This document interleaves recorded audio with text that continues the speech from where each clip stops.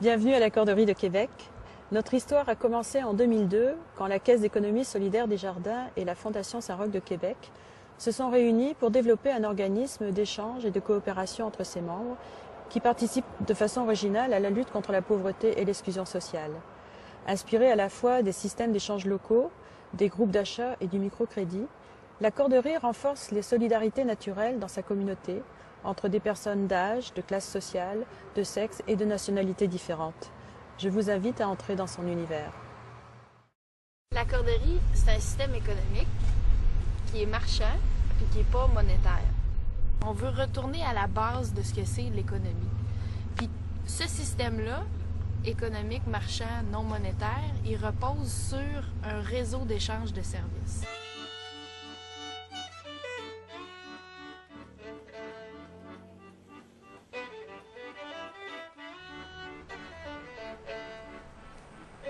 On est rendu 600 membres à la Corderie de Québec qui vont s'échanger des services en fonction de leurs compétences.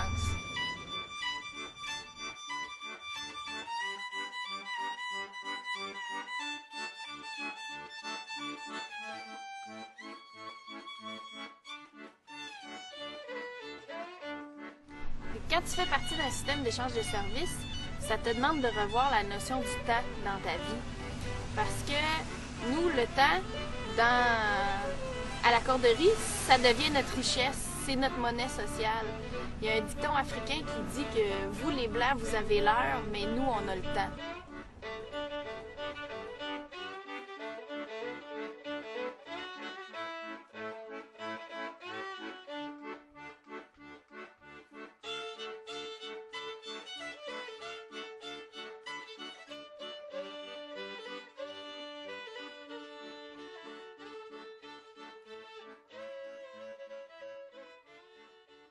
Ce dont on emasse les gens qui sont en situation d'exclusion, c'est du temps.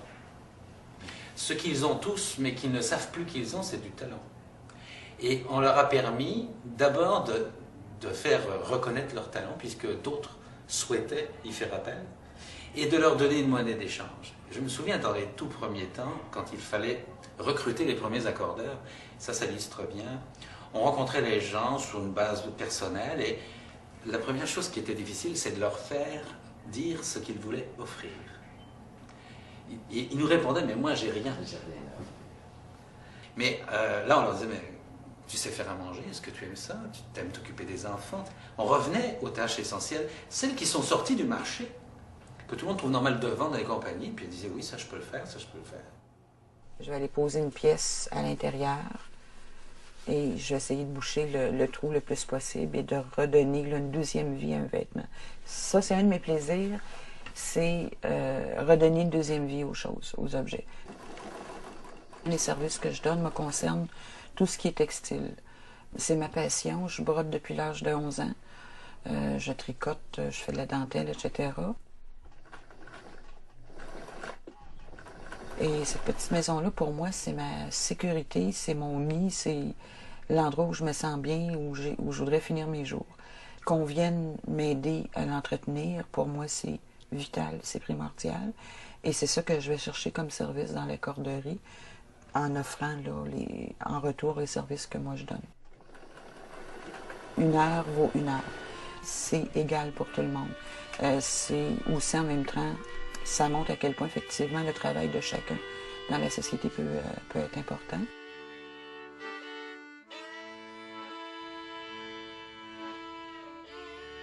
La Corderie, ça existe depuis 2002.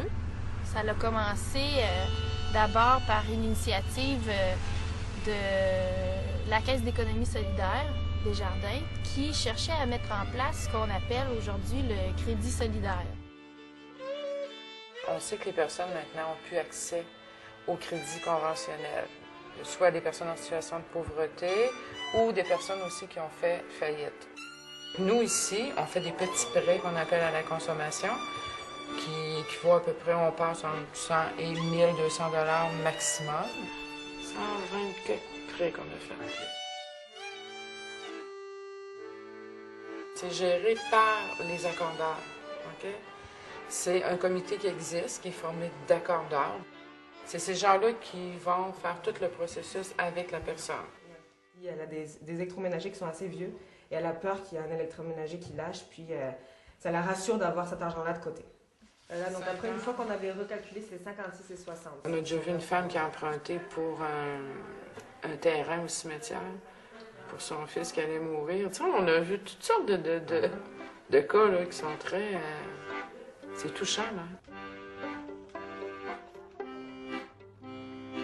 Même toi, même moi, là, tu vas t'acheter un frigidaire aujourd'hui, oublie ça, tu ne devras pas faire un emprunt, là. Ils vont dire, ben non, monsieur, vous avez une carte de crédit. Prends ta carte de crédit à 21 d'intérêt.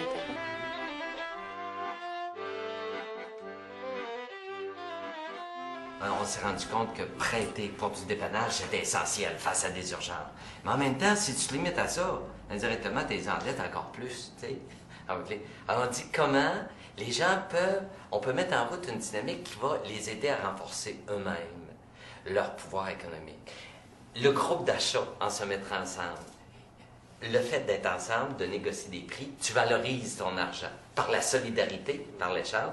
Donc, voilà une façon, tu réussis à avoir un petit peu plus avec le même argent. Une fois par mois, les gens vont se rencontrer pour faire une commande de fruits et de légumes, de poissons, de fromage, des produits biologiques aussi. Donc, le fait de mettre en place un groupe d'achat où les gens peuvent se regrouper puis unir leur pouvoir d'achat fait en sorte que tu n'es pas obligé de couper, même que tu peux diversifier ton alimentation.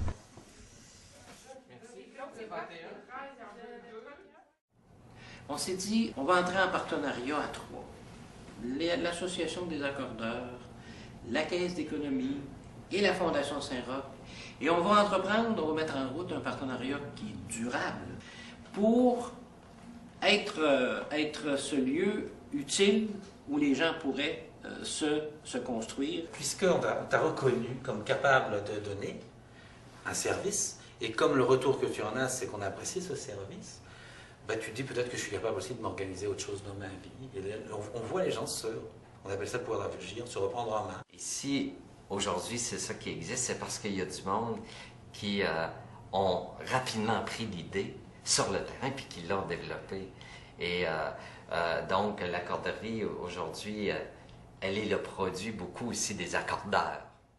La corderie, c'est accessible à tout le monde. Il y a une mixité très importante. Par mixité, j'entends au niveau des groupes sociaux, au niveau des âges, des sexes, au niveau des origines, au niveau des revenus, de voir des intellectuels danser la salsa le dimanche soir avec des gens qui sont sur la sécurité du revenu, c'est à quelque part merveilleux, c'est à quelque part magnifique.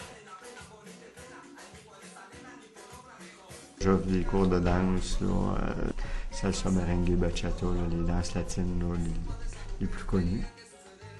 Les gens payent en heure à corderie. Ça leur coûte 2 heures de corderie pour 10 sessions de cours. Oui, c'est bon. Je partage ma passion, fait que ça, moi je trouve que ça me comble.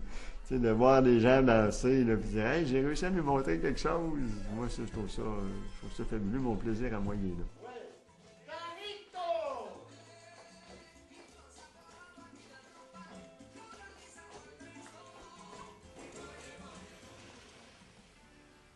Je trouve que la corderie, c'est un peu une réponse à la mondialisation. À l'étalement des marchés. C'est une réponse solidaire, c'est une réponse participative où les gens sont respectés.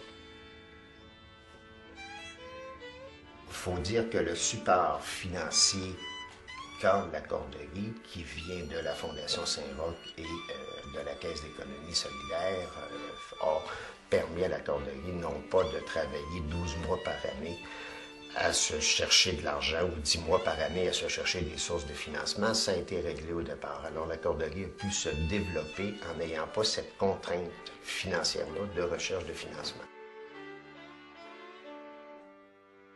La pauvreté, dans le fond, c'est quoi? Tu n'as plus de revenus.